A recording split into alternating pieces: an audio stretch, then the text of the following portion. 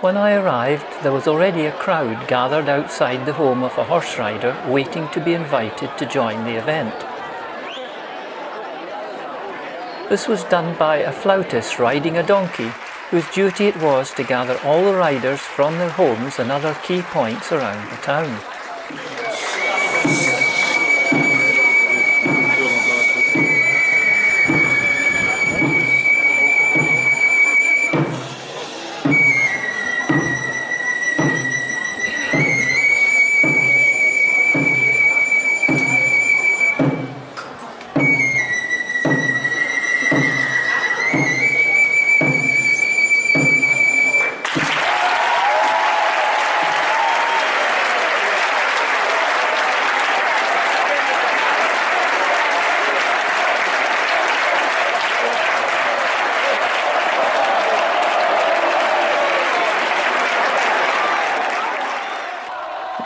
The crowd encouraged the horses to ride up, and brave young men tried to touch the medallion hanging from the front of the horse's neck.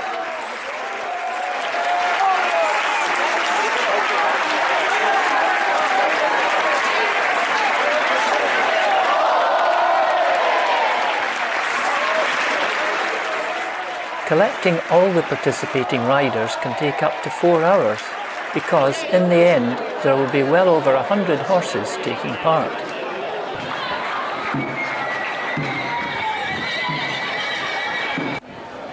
It was clearly important to get properly attired in support of the event.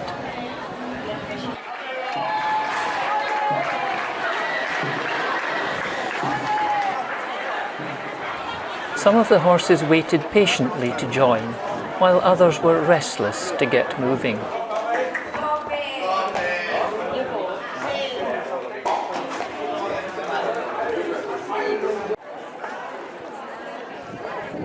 It was getting near to collection time for this rider, because the flute and the drum could be heard coming closer.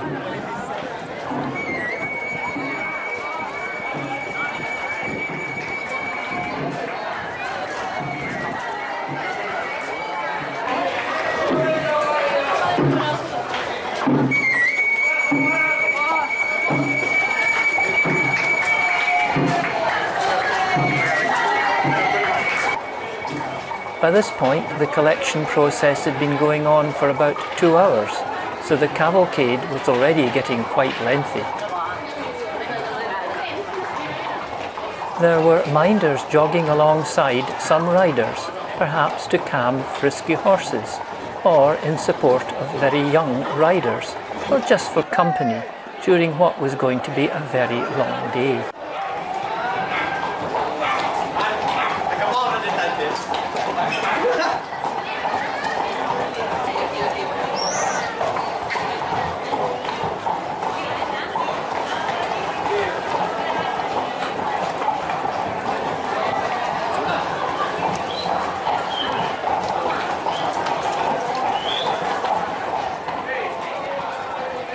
I saw 2 different medallions below the horses' chests, a St. John's cross on some and a heart symbol on others.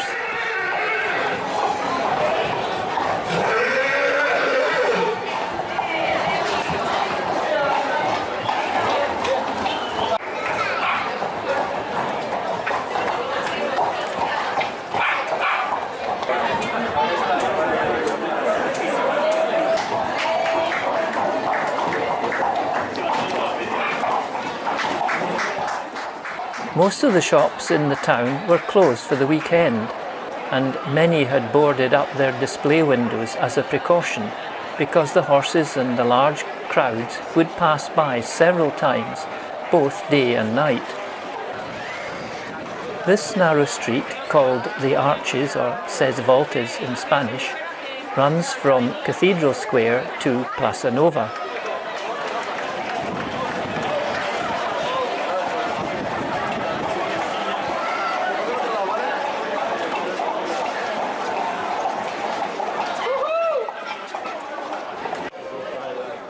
I next located the riders in an alleyway appropriately called Carrer de San Juan Baptista.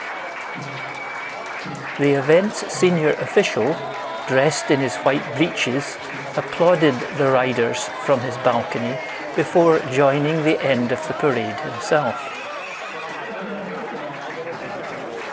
When listening out for the flute and drum to judge the cavalcade's progress, there was an occasional false alarm.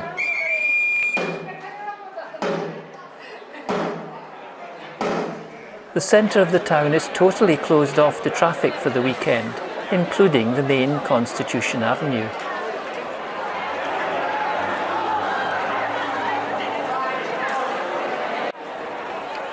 Because Cathedral Square was a meeting point for multiple roads, it was a good bet for me to pick up the procession again there, as it followed a traditional route through the old town.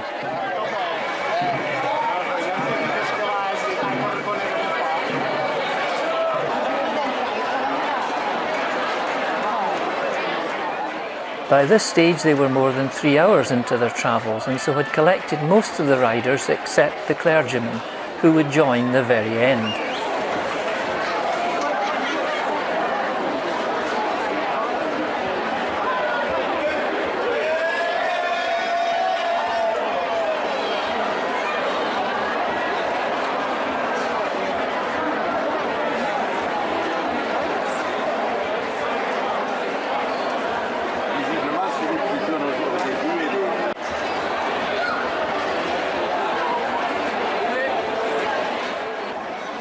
As the riders travelled round the town, they regularly raised their hats in respect as they passed a church, the house of a nobleman, and other key sites displaying the cross of St. John. The majority of the horses were the traditional pure-bred black Menorcan stallions, but I spotted at least 4 greys and 3 chestnut ones, which were also handsome beasts.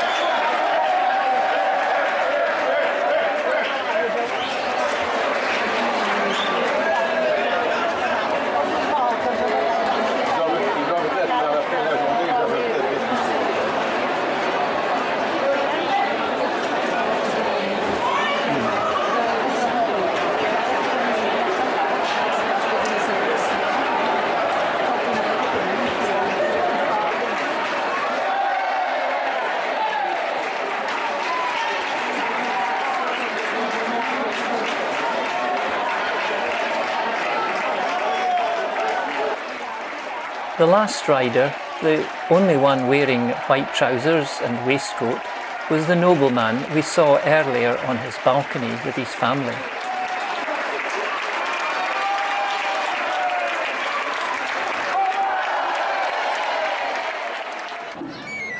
The piper reached the destination of Placa del Born at about 5:30 in good time to ensure that all the horses and riders were in place and ready for the main event, which was scheduled to start at 6 p.m.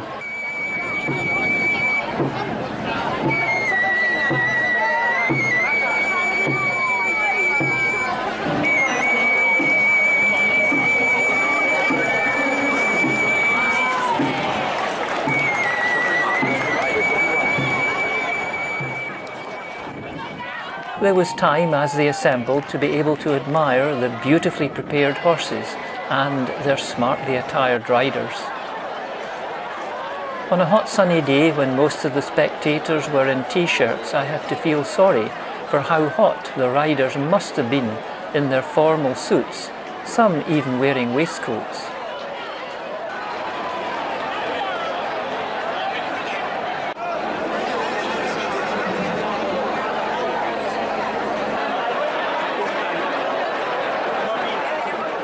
Balconies on the building overlooking the square were very popular, with some having been rented out just for the event.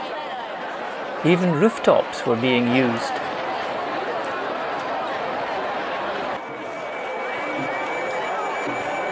Then came one of the highlights of the weekend, called the Caragol des Born. In accordance with tradition, the flute player led the horses 3 times round the square, while the town band played the rousing San Juan music, the rhythm of the jaleo, which encouraged the riders to show their skill and the horses their strength by rising up on their hind legs. Both horses and riders train to prepare for this special movement, which is called the bot.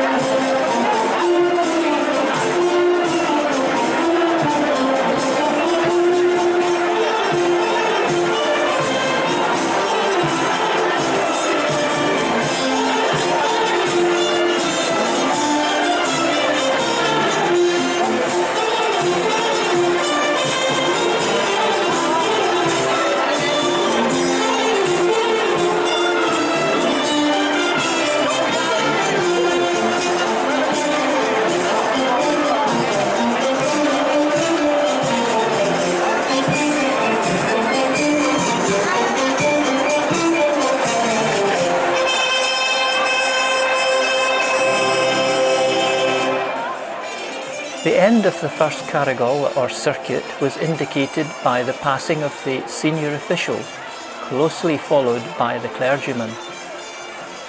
A short break and the flautist started the next circuit.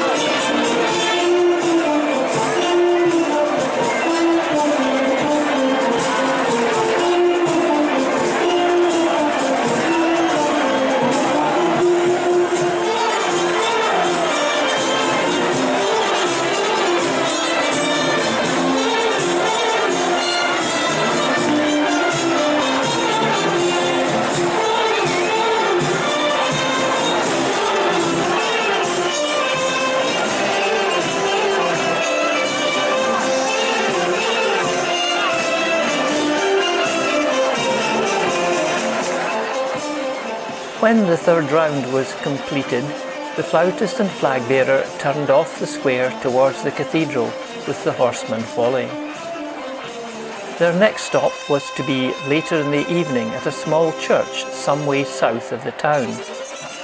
There, the riders took part in a religious ceremony, while the horses had no doubt welcome rest before returning for more rides in the town, which would last late into the night.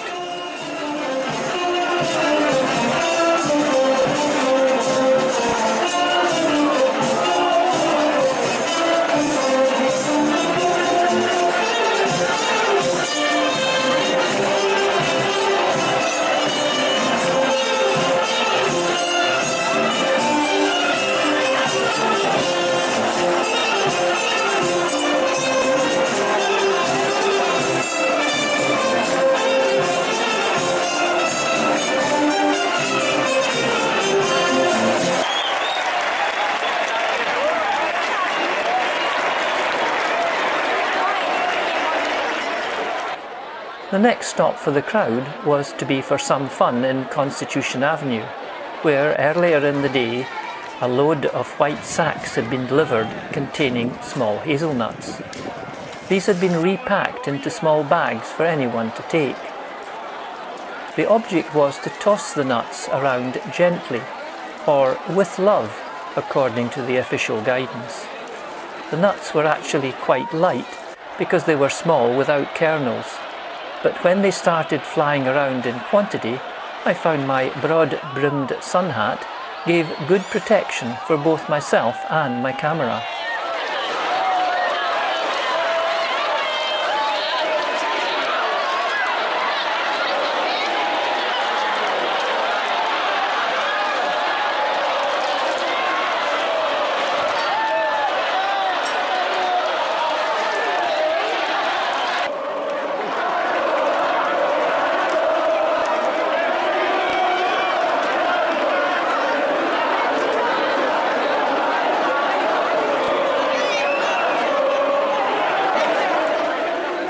When things started to get even livelier, I decided it best to head back to my hotel across the island, although the evening and the night obviously still had a long way to go for the young revellers.